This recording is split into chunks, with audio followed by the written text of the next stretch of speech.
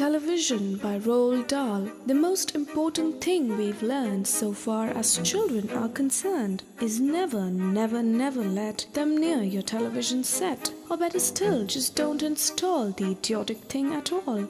In almost every house we've been, we've watched them gaping at the screen. They loll and slop and lounge about and stare until their eyes pop out. Last week, in someone's place, we saw a dozen eyeballs on the floor. They sit and stare and stare and sit until they're hypnotized by it. Until they're absolutely drunk with all that shocking, ghastly junk.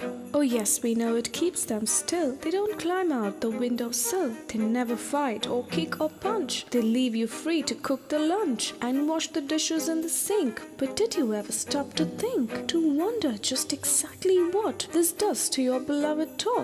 It rots the sense in the head, it kills the imagination dead. It clogs and clutters up the mind, it makes a child so dull and blind. He can no longer understand a fantasy of fairyland. His brain becomes as soft as cheese, his powers of thinking rust and freeze. He cannot think, he only sees. Alright, you'll cry, alright, you'll say, but if we take this set away, what shall we do to entertain our darling children? Please explain. We'll answer this by asking you what use the darling wants to do. How used they keep themselves contented before this monster was invented. Have you forgotten, don't you know? We'll say it very loud and slow. They used to read. They'd read and read and read and read and then proceed to read some more. Great Scott, gadzooks, one half their lives was reading books. The nursery shelves held books galore, books cluttered up the nursery floor. And in the bedroom by the bed, more books were waiting to be read.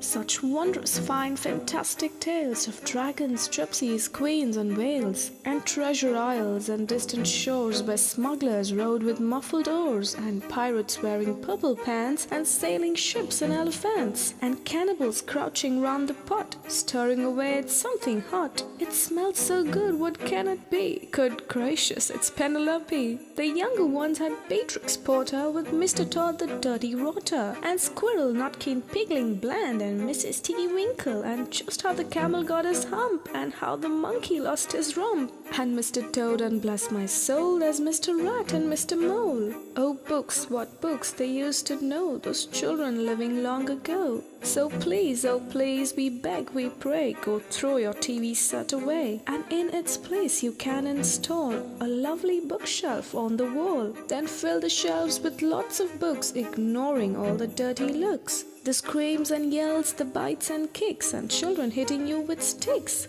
Fear not, because we promise you that in about a week or two of having nothing else to do, they'll now begin to feel the need of having something to read. And once they start, oh boy, you watch the slowly growing joy that fills their hearts. They'll grow so keen, they'll wonder what they'd ever seen in that ridiculous machine, that nauseating, foul, unclean, repulsive television screen. And later each and every kid will love you more for what you did.